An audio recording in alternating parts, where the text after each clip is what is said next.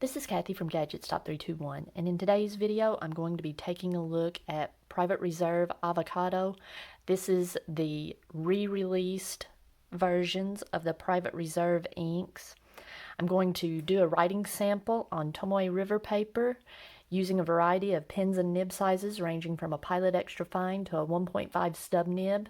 After I do that writing sample, I'll compare it to a writing sample that I previously did on 20-pound copy paper.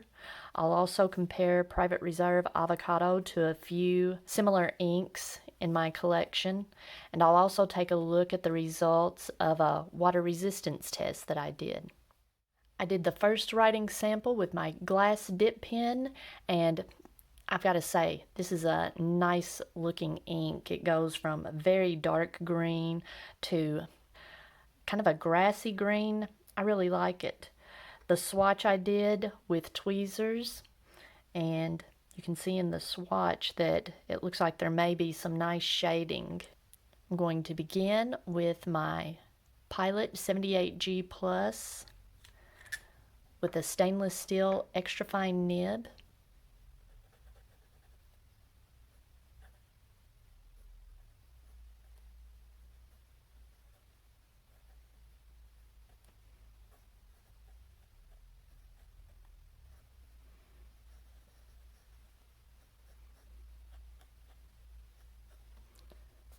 I felt one little scratch there at the end. It felt like one of the tines caught on the paper. Otherwise, I wouldn't call it scratchy, but it wasn't smooth, and I wouldn't call it nice to write with. It would be fine for making a note in something like this, a Hobonichi Weeks or a little planner. So I'm going to put not scratchy. Next is my Pilot Prera that has a stainless steel fine nib. Yeah, this is the sweet spot for me.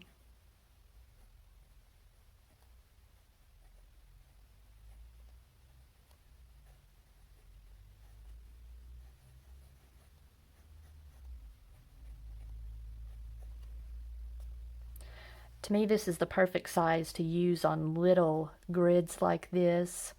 I'm not going to call it smooth because there is some feedback, but to me it's very pleasant. This is nice. And the line is bold enough. I like the legibility. And you really get that green. You can see that it's a green ink. Next is my Pilot Custom 74 with a 14 karat fine nib.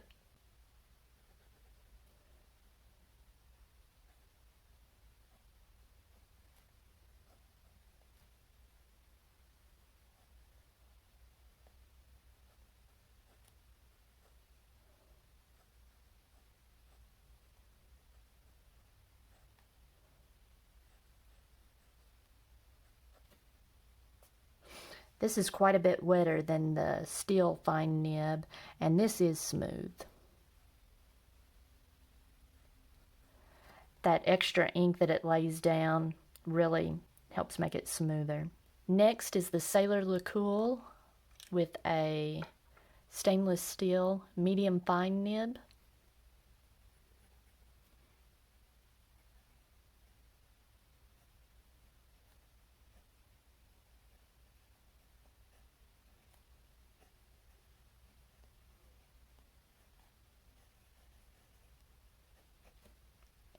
This has a little bit more feedback, I would say, than the Pilot Prera, but it's not unpleasant. I'm going to go ahead and put that it's nice. I'm not going to put the exclamation point because if you don't like feedback, it might be a little unpleasant for some, but I like it. Next is the Kaweco Perkeo All Black with a medium stainless steel nib.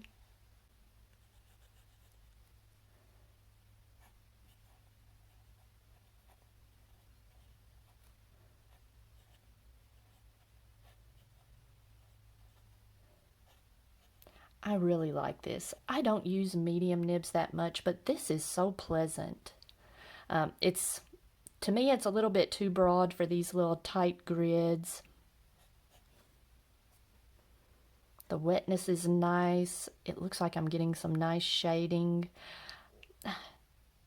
I want to say that this is smooth with some feedback, but it's not buttery smooth. It's not glassy smooth.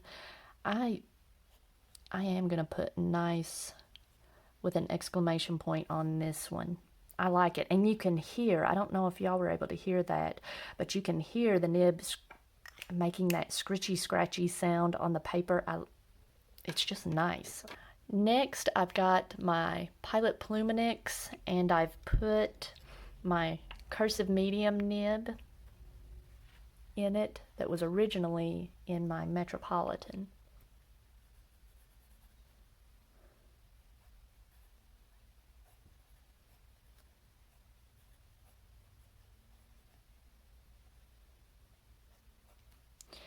Now this nib runs a little dry. Sometimes it feels dry and sometimes it doesn't. It just depends on the ink. This feels a little dry, but it's not too dry. I feel a little bit of pencil-y feedback on the paper, kind of like the Percao, I would say, but it doesn't look dry. I don't like using dry inks in this that come out looking weak and anemic. This ink looks good in this cursive medium nib, so nice.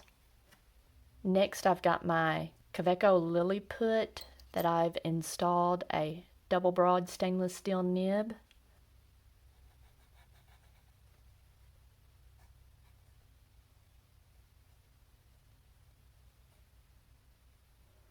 I'm just going to put, I'm not going to write Lilliput, that would take up too much space.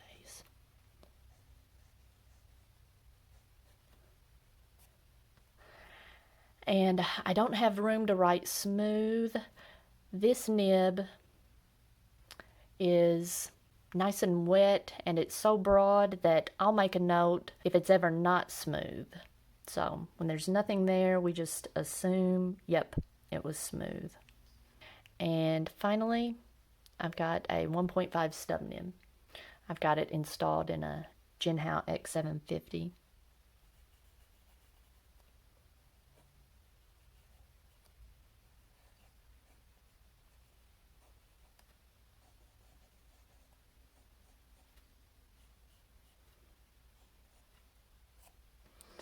Nice and wet. Okay, while that dries, let's take a look at the 20-pound copy paper. And I noticed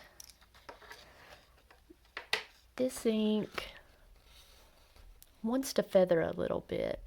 And I could kind of feel it when you're writing on the paper, the wetter nibs, you could kind of feel it spreading a little bit. The Pilot Pluminix with the cursive medium nib didn't do too bad. I noted that it felt a little dry, but it wasn't unpleasant.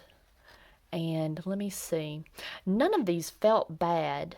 The extra fine, like I said, just didn't feel great. The Pilot Prera was really nice. The Lacour was okay. It had that feedback. It wasn't unpleasant. Let's see. And the Percao again was just really nice. Let's see how they did on the bleed through. Not bad, really. The two wetter nibs were the only ones that had a significant amount of bleed through. Oh, that kind of surprises me. I thought with the feathering I was seeing, there might be more bleed through. Nice. And let's see, some of the similar inks. So there's the avocado. I like how dark, the range of dark to lightness that you get. And the closest ink I had was Venta Carlos. It's the same type of green, maybe just a little bit more yellow in it. Just a little bit more yellow in it, and it's just a little more saturated. There's more dark in it. Now, this ink isn't, Standard Bindery Road Trip isn't really close. It's more of a lime green, but I just liked Standard Bindery Road Trip. I got a sample of it last year at the beginning of the pandemic, and I really liked the shading, but then I discovered I was no longer able to get it. Private Reserve Avocado, I feel like might be a nice substitute, even though it's not the same color, I know, but it's got that same kind of vibe to it, a nice shading ink. And Diamine Green Black, again, is a nice ink that goes from a really dark to somewhat light, not quite as light as the avocado, but it's a totally different green. It's a cooler green. Let's see, did this have any... This doesn't really have any sheen to it, the avocado, whereas the green black does. I have several greens in my collection, just not many that were similar to this one. Venta Carlos was the only one, but I have ordered a ton of ink samples, and I may have some in the future that are similar to this. I'm on a green kick again, with it being springtime. The water resistance test, I did a writing sample on Rhodia paper with all of the inks from this writing sample and submerged it in water. And when I came back, it was, which way does this even go? Yeah.